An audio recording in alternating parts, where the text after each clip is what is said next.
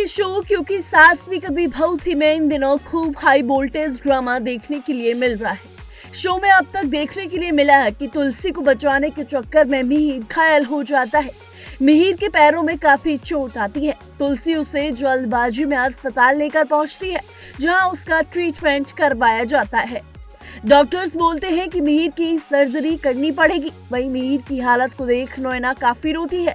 ऋतिक और नोएना जब सर्जरी के लिए तैयार नजर आते हैं, लेकिन अंगद कहता है कि हमें सेकंड ऑप्शन देखना चाहिए, लेकिन उसकी बात कोई नहीं सुनता है, तो वो गुस्से में वहां से चला जाता है और ऋतिक और अंगद की हॉस्पिटल में ही नोक-झोंक हो जाती है। इधर रणविजय अब नई प्लानिंग करने में लगा होता है। वो अंगद को अपनी बातों में फंसाने की कोशिश कर रहा होता है। अपकमिंग एपिसोड में अभी देखने के लिए मिलेगा कि अंगद अब अपने पूरे परिवार से दुखी होकर रणविजय की बातों में आ जाएगा। वहीं दूसरी तरफ गौतम अपने पिता से मिलने के लिए अस्पताल पहुंचने वाला है। मिहिर कहता है कि गौतम को मेरे लिए अभी भी दुख है, फिर उसने परी के खिलाफ केस क्यों लड़ा। मिहिर वही कहता है कि उसे हायर किसने किया था। नोएना से मिहिर कहता है कि कहीं तुमने तो गौतम को परी के खिलाफ केस लड़ने के लिए हायर नहीं किया था। वहीं मिहिर की बातों को सुनकर नोएना काफी घबरा जाती है। वहीं दूसरी तरफ मुन्नी भी अपनी मंगेतर के साथ मिहिर को देखने के लिए अस्पताल आती है।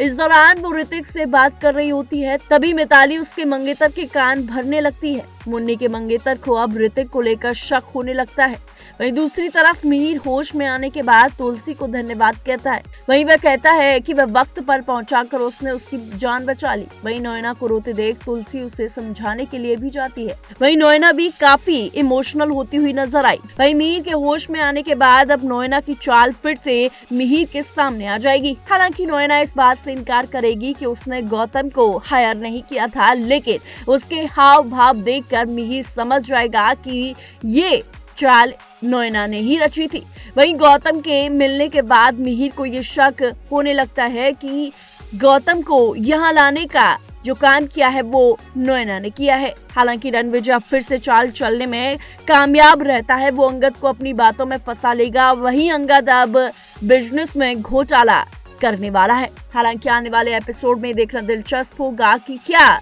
अंगद फिर से अपनी मां के खिलाफ यानी कि तुलसी के खिलाफ खड़ा होगा या फिर वो रणविजय को उसी की चाल में फंसा देगा। ऐसी तमाम शो से जुड़ी अपडेट के लिए देखते रहिए TNP एक्सप्लोर।